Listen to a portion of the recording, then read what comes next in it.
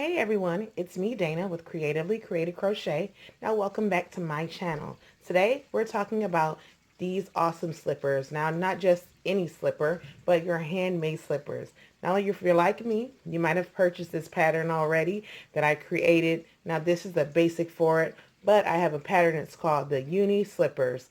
These slippers, this is the base for them, but they have horns and a little unicorn face, and they're super awesome.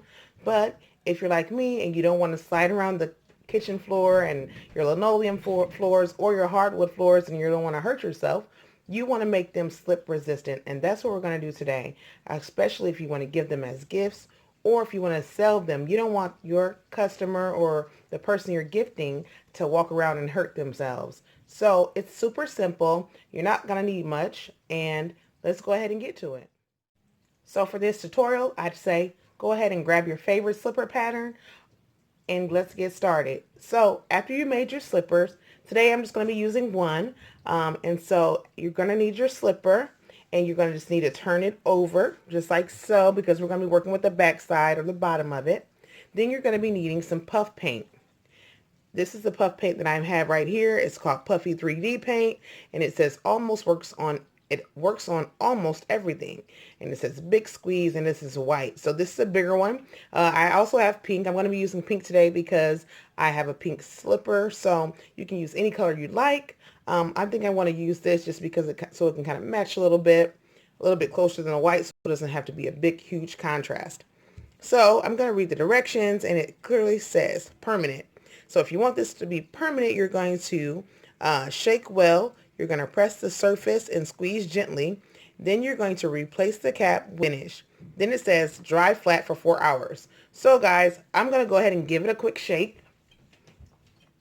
After that, I'm going to just go ahead and add some dots or some different stripes or whatever design I choose onto this. So this is going to be just a mock design, guys. So I'm going to show with you, you can do different dots. This kind of reminds me of if you've been to places like Sky Zones, different trampoline parks. They'll have different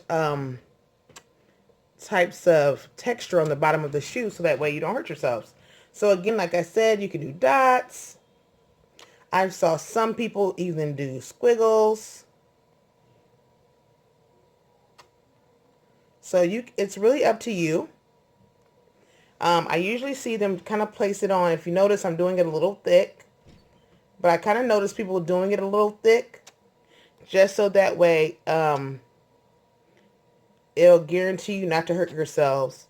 Now, this paint is very inexpensive, guys. Oopsie. Sorry, guys.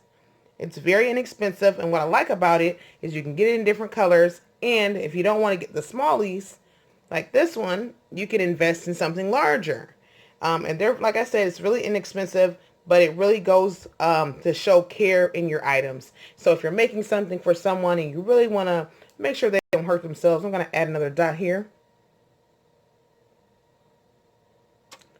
If you really want to make sure they don't hurt themselves and you don't want, them to have any issues, this is a perfect, awesome way to put that personalization on your project and show the people that you're creating for that you actually care. So I hope you guys enjoyed this tutorial. Something short, something sweet, but super simple, and something that's great for this time when you want to give someone some awesome slippers, or if you just want to wear them yourself. So again, if you are interested in my unicorn slipper pattern, I'll be posting that in the description box. Thanks for watching, guys. Love ya.